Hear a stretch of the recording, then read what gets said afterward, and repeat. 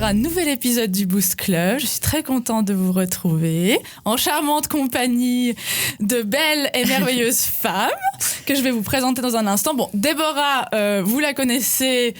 On a envie de plus la voir devant la caméra. Oui. Hello.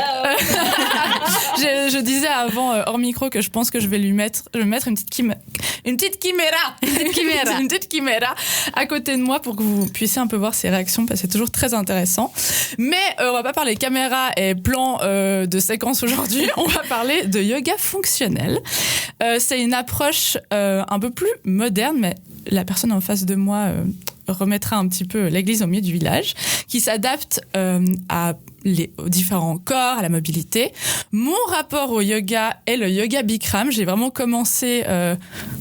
Pas dans le pire, c'est pas ça que je veux dire, mais pour moi c'était un peu wow. Donc c'est, pour ceux qui connaissent pas, du yoga dans une salle à 38 degrés, donc t'as clairement envie de canner. Moi qui suis claustro, c'était un délice, mais j'ai quand même été à aller faire des cours à 7h du matin à Lausanne, donc autant vous dire que j'étais motivée.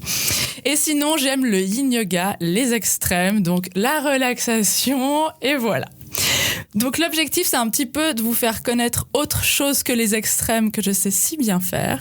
Et pour ça, j'accueille aujourd'hui une personne formidable qui a une aura, comme je disais dans mes petites stories, qui a une aura incroyable. Et non, je n'en fais pas des caisses et je suis très honnête. Merci à toi, Gabrielle, d'être là aujourd'hui. Merci à toi, ça me fait très plaisir. Merci pour l'accueil. De rien. Donc tu vas nous montrer aujourd'hui une de tes... nous expliquer une de tes spécialités qui est le yoga fonctionnel. Est-ce que c'est juste? C'est ça, exactement, ouais. Voilà. Le yoga fonctionnel. Trop bien. Tu vas l'expliquer mieux que moi, mais est-ce qu'avant, tu peux un petit peu te présenter? Avec plaisir. Alors, Gabrielle, enchantée. Gabi, si jamais. Gabi aussi, on a le droit. Moi, je suis née dans le sud de la France. Ça fait 10 ans que je suis en Suisse. Et mon rapport au mouvement, c'est que je danse depuis que je sais marcher. Donc je peux pas me décrire sans parler de ça, c'est vraiment quelque chose qui fait partie de moi.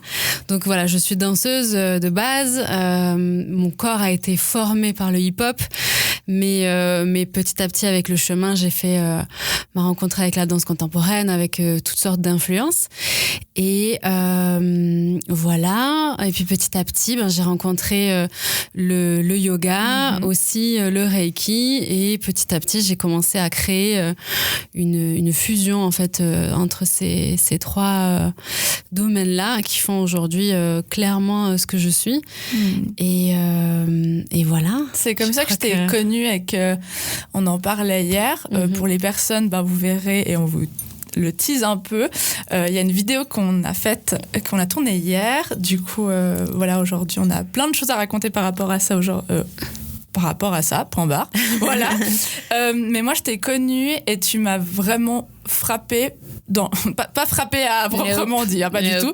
Mais on a fait un échauffement de danse et t'as apporté toute une touche de yoga et c'était un moment et je me suis vraiment dit, oh waouh, en fait, pourquoi j'ai jamais pensé à intégrer du yoga dans ma pratique et pourquoi peut-être les autres sports, dans leur échauffement, n'ajoutent pas plus de yoga. Quoique maintenant, j'ai l'impression qu'il y a beaucoup d'athlètes où je vois qu'ils font morning routine yoga. T'en penses quoi d'ailleurs de ça ?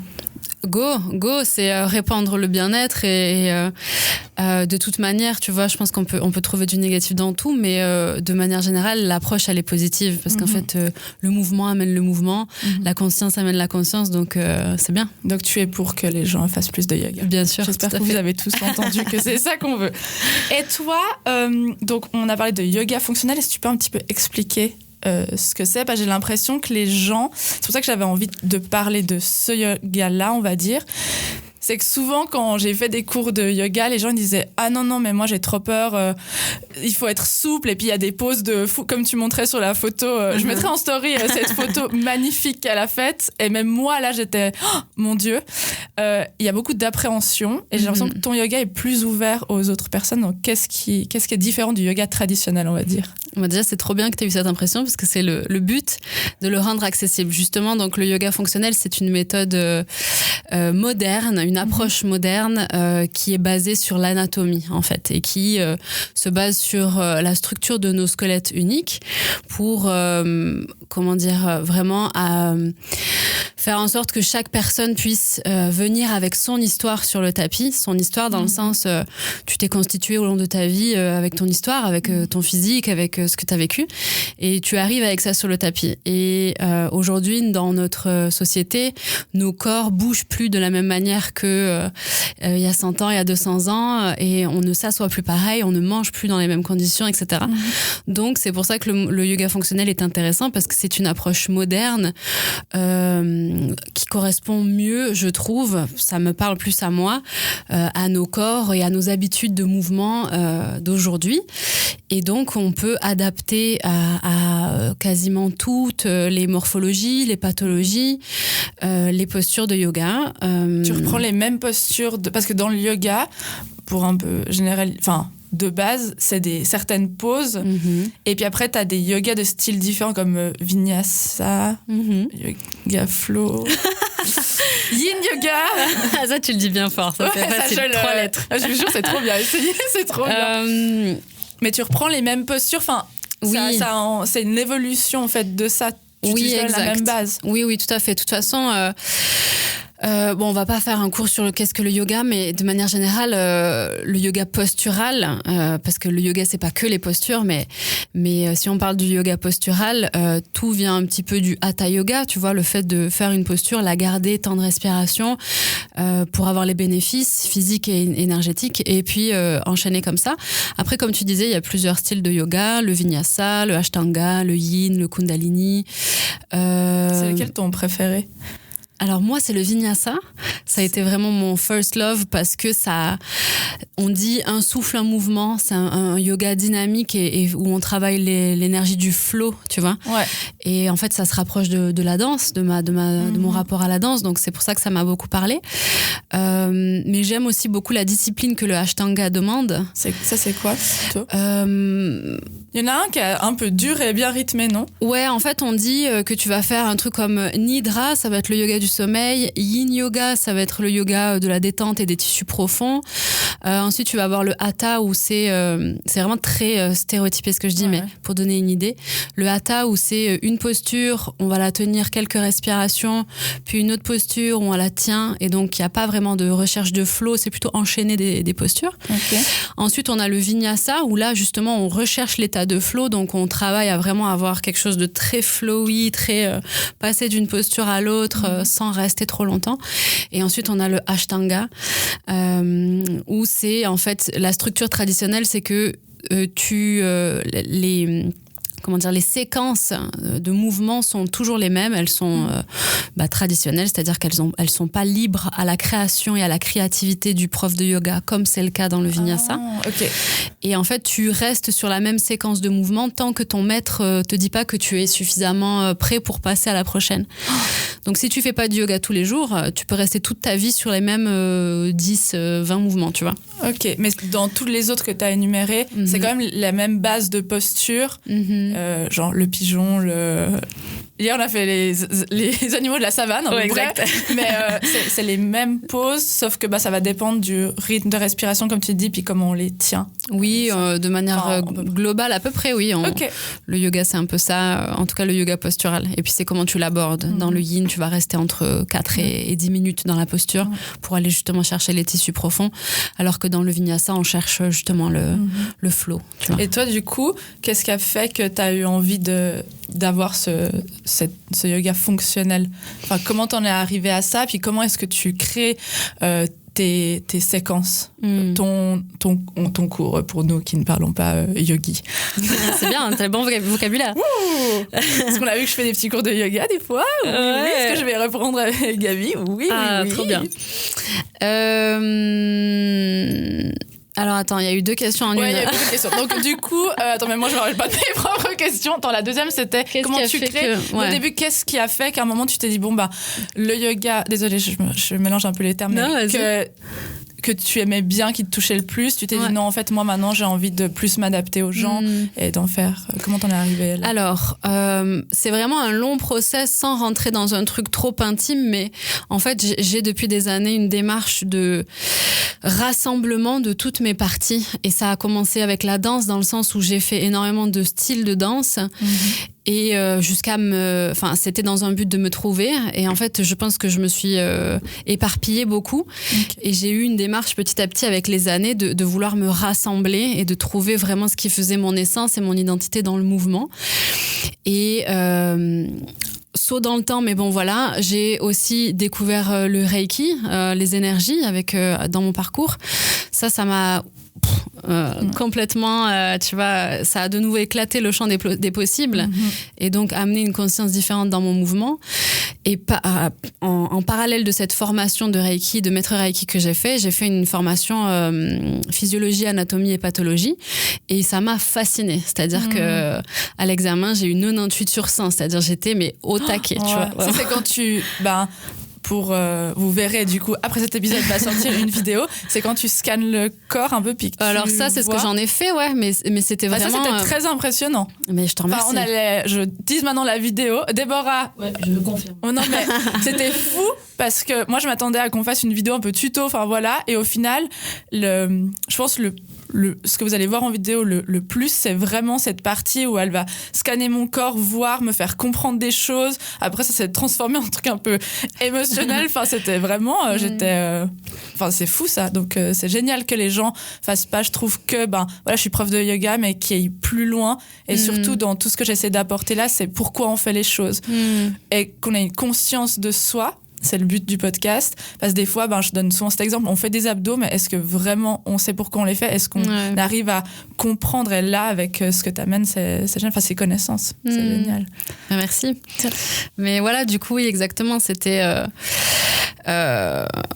comment rassembler toutes ces parties de moi et donc le fait d'avoir fait vraiment ce mémoire en anatomie qui m'a fascinée où vraiment là pour le coup on n'était pas que dans l'aspect comment se construit le corps mais les cellules, les maladies, vraiment une recherche sur la construction de l'être humain et son fonctionnement.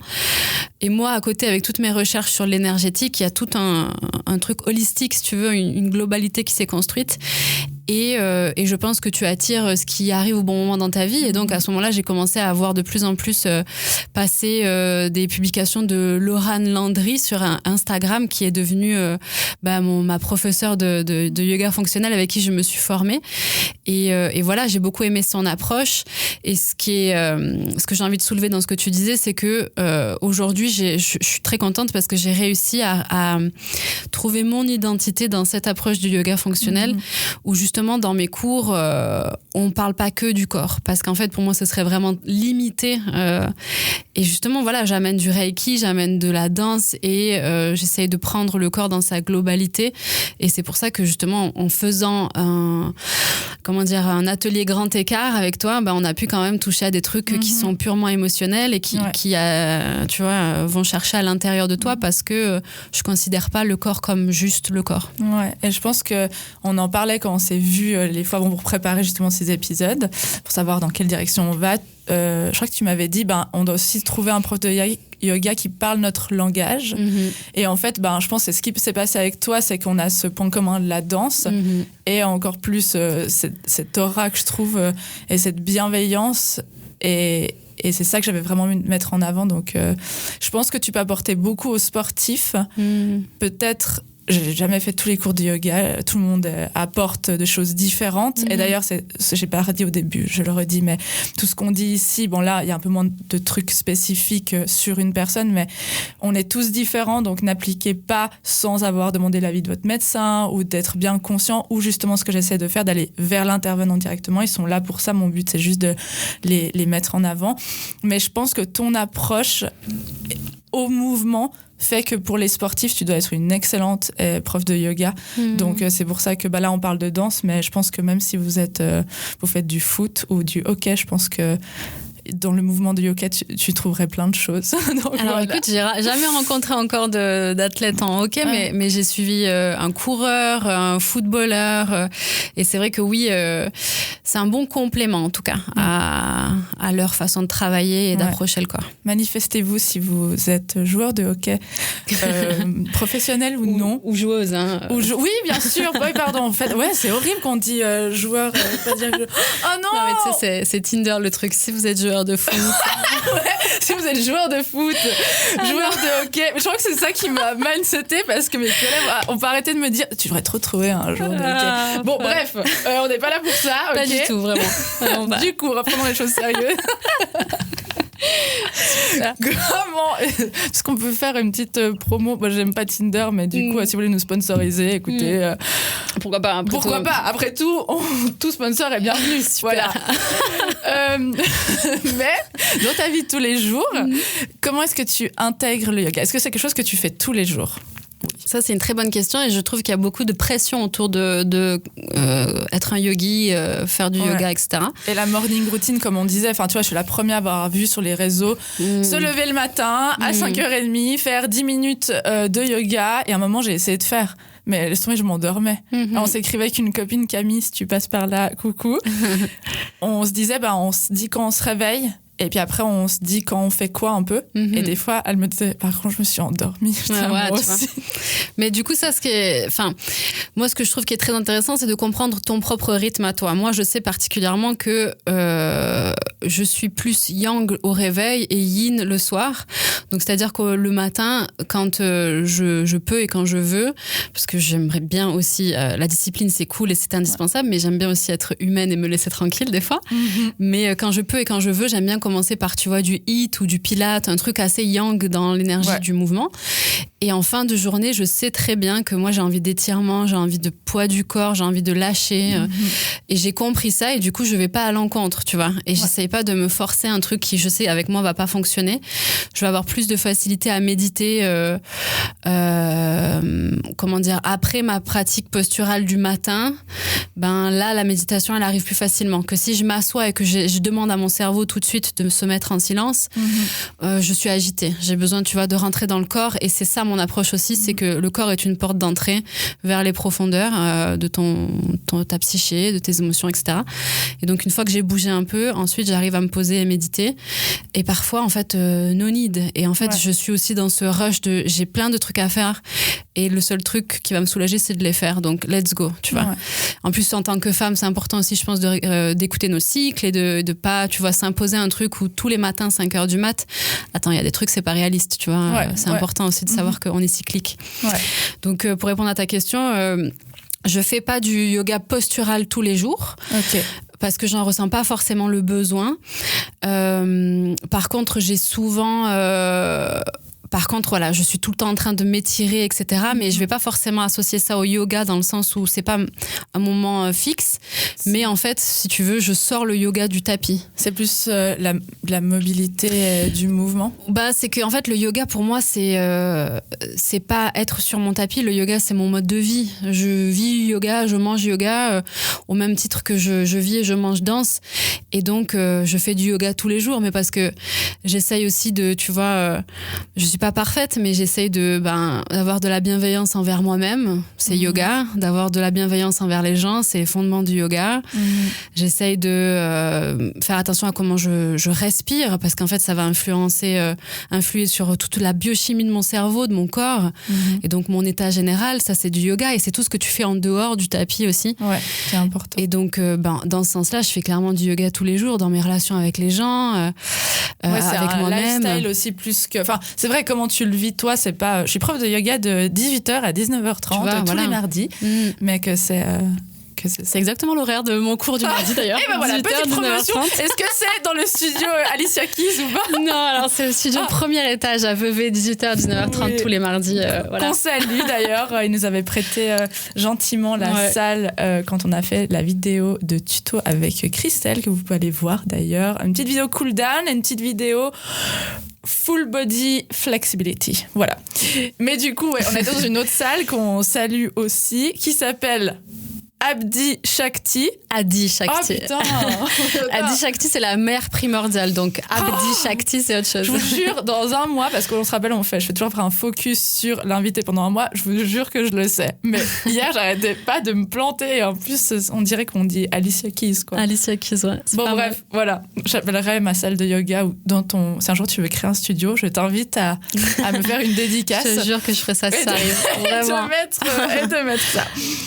Et du coup, quand même, si tu devais conseiller à des gens de faire...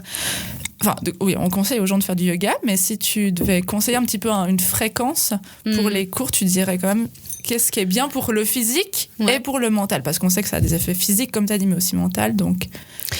Alors, dépend si tu as envie d'avoir une pratique, par exemple 1h30, tu vois. En tout cas, moi, mes cours, ils durent en général 1h30. Je trouve que c'est un bon temps pour avoir le temps d'entrer dans le corps et dans le cerveau et tout ça. Minimum une fois par semaine, mais c'est vraiment le minimum, quoi, tu vois. Après, ce que je trouve très cool, c'est d'avoir des rituels que tu peux faire, même si c'est 10 minutes par jour ou tu vois 5 jours dans la semaine, un petit 10 minutes, 15 minutes comme ça, qui t'est propre. Tu peux, trouver une série de quelques mouvements qui te font du bien dans des endroits à ton corps où ça te fait du bien. Tu vas toujours aller chercher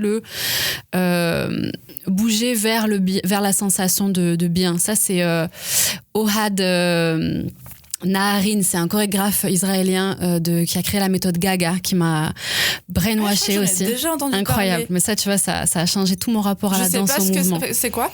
La méthode Gaga, c'est, je sais pas si je vais très bien le dire, mais en tout cas, le premier qui fait un gag, genre, c'est la méthode Lady Gaga. Non, voilà. Manifestez-vous, mais non.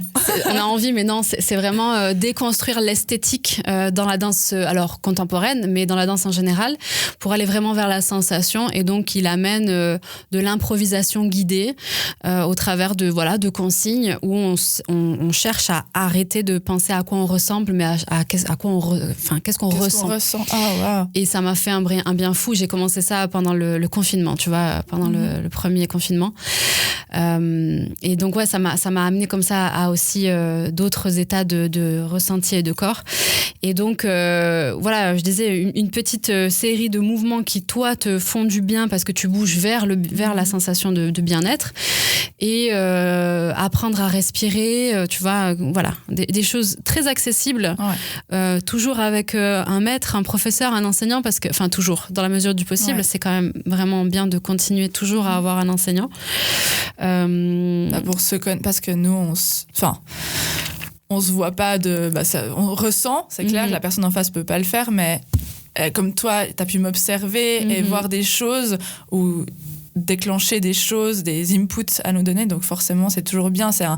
Comme j'ai mis récemment, les gens ils investissent beaucoup dans le social et dans l'esthétisme, mais on oublie un petit peu notre santé. Et puis c'est vrai que des fois c'est un petit budget, mais après je pense qu'en Suisse, on a tellement des gens formidables que j'ai envie de mettre en avant. Et puis, c'est aussi participer au fait qu'ils puissent continuer à grandir et qu'ils puissent continuer à exister.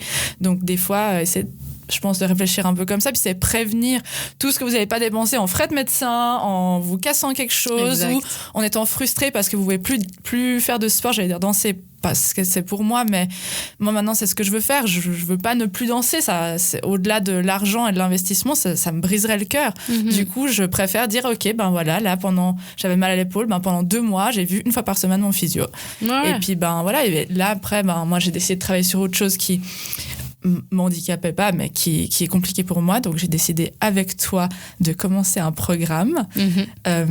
Et d'ailleurs j'aimerais beaucoup qu'on en parle bientôt, parce que avec ça plaisir. C'est trop bien, mais peut-être juste avant ça, donc du coup est-ce que tu peux expliquer ce que tu proposes dans ta structure, en fait, parce que tu as une structure particulière. Tu dis dans le programme, en l'occurrence. Tu as plusieurs programmes. Est-ce que tu peux un petit peu les présenter ? Alors, pour l'instant, j'ai 2 programmes phares.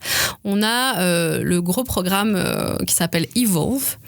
Donc, c'est un programme vraiment très unique et sur mesure où tu vas venir pour évoluer et où mes outils sont la danse, le yoga fonctionnel et le reiki, sans surprise.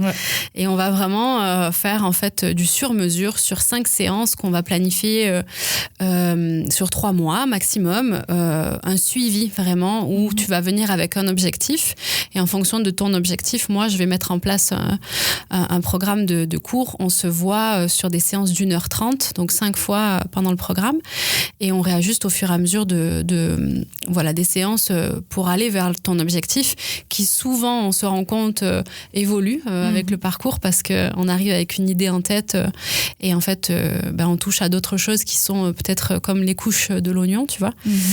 Et donc, les outils, la danse, le yoga et le reiki, tu peux venir avec des demandes de j'ai envie d'avoir une meilleure technique en telle danse, j'ai envie d'améliorer ma mémorisation en choré, j'ai envie d'améliorer mon freestyle, j'ai envie même juste de me reconnecter avec mon corps, avec ma féminité. J'ai beaucoup aussi, j'ai des blocages dans le corps. J'ai l'impression que émotionnellement mon corps a emmagasiné des choses, j'ai besoin que tu m'aides. Voilà, c'est assez varié. En gros, c'est tu as envie d'utiliser le mouvement pour exactement comme ça, comme investissement sur toi pour aller mieux pour ton avenir et pour ton présent aussi en fait, pour être là. Et ça, tu peux l'adapter à d'autres sports. Enfin, est-ce que tu peux travailler, comme tu disais, s'il y a un coureur qui vient, est-ce que tu peux adapter ce programme à son sport, entre parenthèses? Parce Alors, disons qu'il faudrait que la personne, il faut que tu sois quand même conscient que tu me choisis parce que je suis danseuse, yogi et dans les énergies, tu vois. Tu vas pas me demander de faire un cours sur un truc, je sais pas, genre le basket. J'ai pas d'idée du tout, tu vois. Par contre, je vais pouvoir t'aider sur comment améliorer ta mobilité, ta souplesse par rapport à ton sport, tu vois. Et donc peut-être que dans cet objectif-là, on va moins utiliser l'outil de la danse, mais plus l'outil du yoga, de la respiration, de la méditation, des énergies. C'est comme, j'ai ma boîte à outils et dedans, je pioche en fonction de ton objectif. Donc oui, on peut faire du sur-mesure en fonction des profils, tout à fait. Et c'est pas que pour les femmes, d'ailleurs, parce que évidemment, beaucoup les femmes, on a envie, on est volontaire à prendre soin de nous de ces manières-là. Les hommes, ça vient petit à petit, mais c'est plus, faut les convaincre. Donc, nous sommes là pour ça aujourd'hui. Tout à fait. Et du coup, ton deuxième programme, donc mon deuxième programme, c'est Split, le programme Grand Écart. Donc, alors ça, je veux avoir mon grand écart, c'est un goal. Je sais pas vraiment pourquoi sociologiquement, mais il y a une vraie étude, tu vois. Il y a un vrai truc. Il y a un vrai truc fantasmé du grand écart comme ça. Et en fait, moi, mon approche de ce programme, c'est que je te promets pas que tu l'aies en 1 mois, que tu l'aies en 2 mois ou en quelconque durée de temps. Tu veux le grand écart, d'accord, mais ok, moi je vais te donner une méthode qui physiquement va t'amener au grand écart dans une durée qui sera la tienne, parce que tu vas développer de l'assiduité, il va falloir que tu développes une routine et que tu te mettes dans ton programme, sinon tu as payé un truc et il dort dans ton tiroir, tu vois, il faut que tu t'investisses. Mais aussi, tout ce programme, il est tourné autour justement de ce qui me ressemble, c'est-à-dire tout ce que tu vas apprendre sur le chemin sur toi-même, en fait, pendant ce chemin du grand écart. Justement, c'est quoi mon rapport à la discipline? C'est quoi mon rapport à la frustration? C'est quoi mon rapport à la limitation? Pourquoi je suis limitée dans mon corps? Est-ce que j'ai pas un truc que mon corps a stocké? Alors, tu peux le prendre à plus ou moins profondeur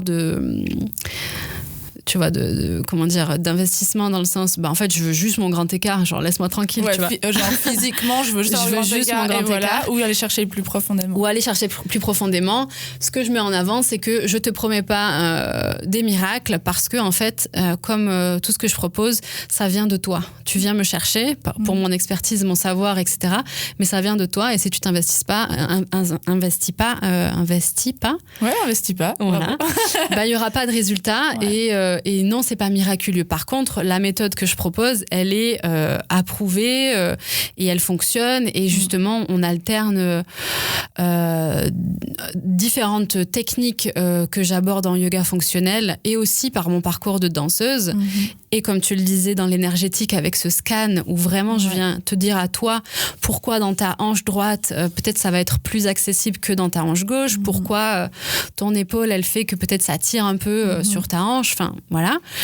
Et donc, tu as vraiment une idée globale de comment aborder toi ton grand écart par rapport à ta morphologie. Ouais, c'est ce que tu disais hier, je trouvais hyper intéressant. Parce que du coup, je suis venue vers toi et j'ai décidé de faire ce programme.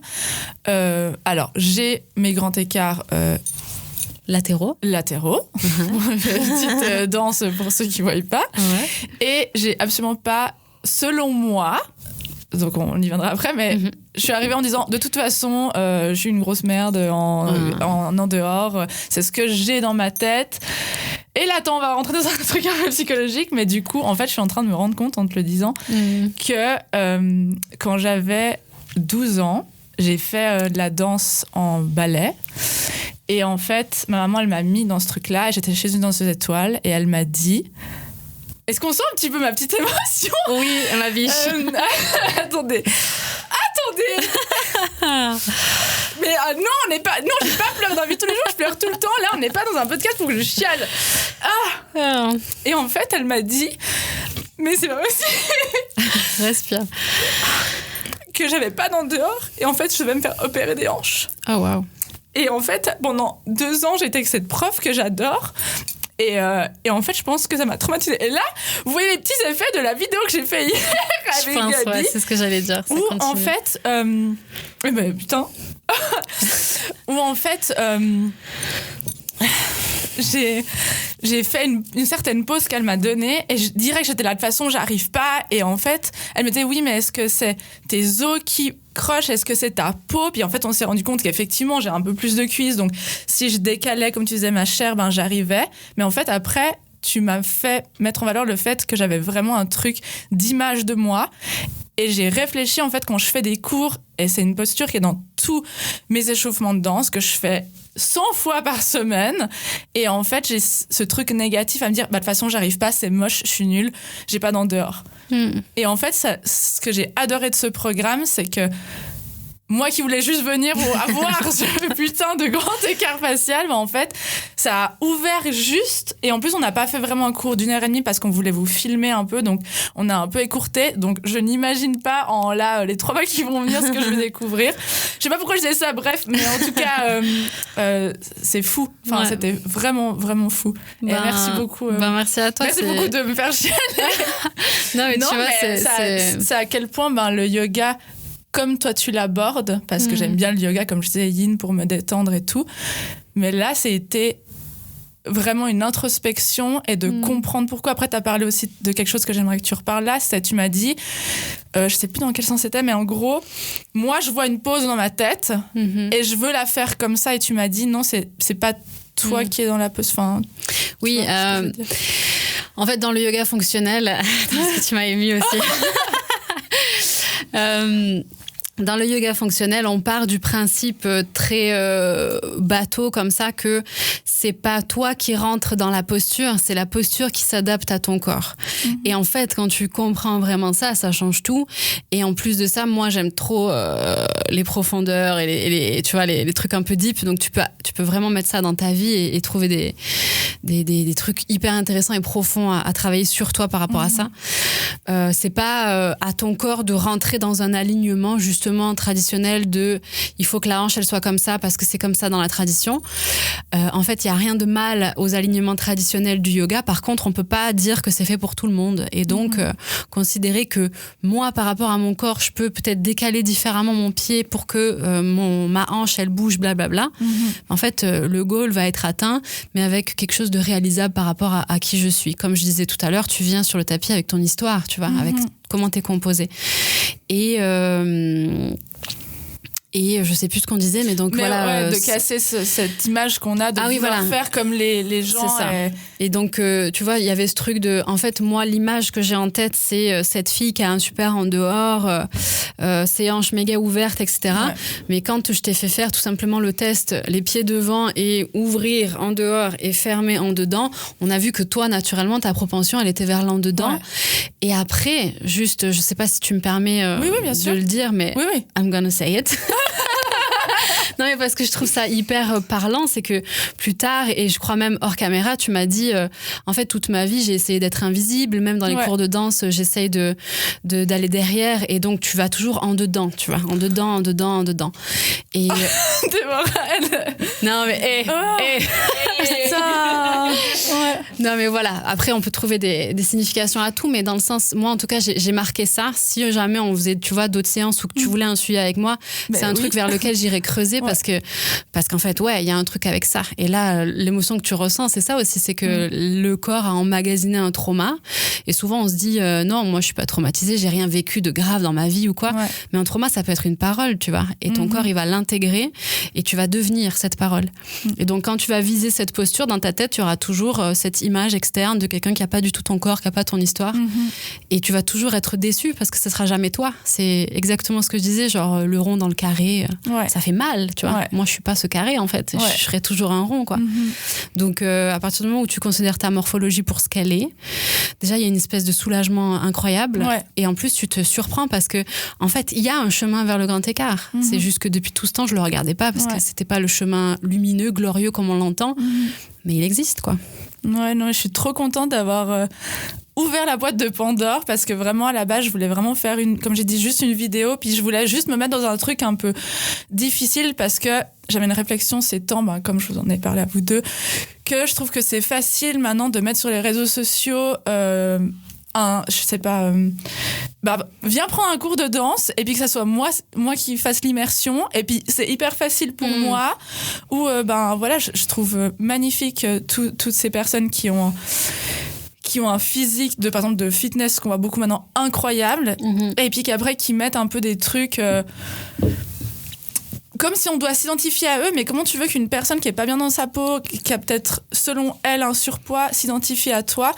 Et moi, j'ai pas du tout envie de vendre ça. Et encore une fois, ce projet, je le fais tellement avec le cœur, je m'en fous du côté, on va pas parler de sponsor, mais je m'en fous tellement de tout ça et j'ai envie de faire pour ce qu'on est en train de vivre là, c'est me dire, je veux que les gens s'identifient, qu'on accepte tout le monde, qu'il y ait une bienveillance et puis je veux me mettre dans un truc où je suis pas à l'aise. Donc on s'est filmé un peu dehors, style vlog, j'étais pas du tout à l'aise. On est venu dans des trucs où franchement, j'en tape la table, où j'étais là, ça va être, à un moment je me disais ça va être cata sur l'image, les gens ils vont se dire que je suis trop nulle, comment je peux faire un podcast de sport si j'arrive pas à faire ça. Puis en fait après j'étais là, non, c'est ce que je veux montrer et en fait ça s'est transformé en tout un truc, comme on disait, développement perso un peu. Et je pense que c'est comme ça qu'on va progresser dans notre sport, c'est de nous comprendre et de travailler selon nous et arrêter de faire ce que, étonnamment, là, pour certains trucs, je peux encore faire, de vouloir voir une image, je veux être ça, mais en fait, je suis pas ça. Et je serais peut-être pas ça. Ou je serais peut-être mieux plus tard, je ne sais pas. Exactement, ouais. Donc ça, c'était trop intéressant. Et ouais. Non, t'es bien. Incroyable. Heureusement qu'on a un deuxième épisode, je me réjouis. Voilà. Mais ouais, donc voilà, ce programme, je l'ai fait et je vais le faire à fond. D'ailleurs, je me réjouis de finir. On a encore travaillé avec Déborah cet après-midi, mais après, je vais aller faire mon petit planning parce que elle donne avec tout ça un guide qui est extrêmement bien fait avec tout un détail avec des photos pose par pose. Elle vous explique, il y a aussi tout le côté un peu anatomique que t'expliques, qu'on peut avoir comme mémo. Enfin, franchement, c'est tellement bien fait. Et on a la chance, il y aura plus de détails dans le mois justement, elle fera un petit cadeau par rapport à ça, donc stay tuned comme on dit en anglais. Voilà, moi je crois que j'ai un petit peu tout dit par rapport à ça. Je te remercie énormément. Enfin, tu sais que voilà, on a plein de choses à vivre ensemble et du coup, merci d'être venu, merci de tout ton savoir. Est-ce que tu peux donner ton contact pour que les gens viennent vers toi parce que je pense qu'ils verront à quel point c'est incroyable, quoi. C'est trop chou, merci beaucoup. Oui, moi c'est Gabrielle.Severian, Severian, tout simplement, sur Instagram. Et tu vas retrouver mes 2 programmes dans le lien dans ma bio, puis un petit peu regarder mon univers du mouvement sur ma page. Incroyable danseuse. Elle met aussi plein de petits reels ou choses comme ça avec des petits tips. Elle fait des vidéos sur YouTube. Je vous linkerai tout ça parce que ça vaut vraiment la peine. Merci. Et il y a plein de petites choses comme ça que j'ai apprises aussi ou que j'ai essayé de refaire après chez moi. Et puis juste de la voir faire dans sa qualité de mouvement, ça c'est du yin yoga mental, ça vous relaxe complètement. Donc voilà, merci d'avoir regardé ou écouté jusque-là. N'oubliez pas que pour nous soutenir, vous pouvez s'abonner à nos pages. Donc, je parle même de Déborah qui fait la vidéo, de Gabi, de moi pour le podcast. De vous abonner surtout sur YouTube. Bah voilà, c'est des petites choses que je dois toujours dire, mais c'est important. On sait comment c'est, donc le soutien, c'est important de nos jours. C'est juste un petit clic, mais de mettre des petits pouces bleus, de mettre des petites étoiles sur Spotify, d'aller liker les petits reels, des choses comme ça, s'il vous plaît. Ça fait toujours plaisir et on en a besoin quand même. Donc voilà. Oui, parce que je veux juste dire, et je la coupe. Vas-y, coupe-moi. Non, parce que c'est un investissement de fou, tout ce que tu fais. Non, mais en général, mais de parler un peu avec toi et de voir comment tu t'investis pour ce projet, tout ce que tu fais à côté et tout, je pense que les gens se rendent pas vraiment compte du nombre d'heures de réflexion que ça demande, d'heures de préparation, tu vois, même d'avoir accès à un studio, le matériel, ton matériel, ta présence à toi aussi. Enfin, c'est important de le dire et que les gens se rendent compte de tout ce qu'il y a derrière pour que ça puisse exister. Donc franchement, un petit like, un petit commentaire, un partage, ça peut faire toute la différence pour nous, quoi. Oui, j'ai pas envie de finir cet épisode. Mais on doit tenir un peu un timing quand même. Et de toute façon, vous la retrouvez dans quelques secondes pour moi, dans quelques semaines pour vous, pour le prochain épisode. Merci et à beaucoup. bientôt. Ciao. Ciao.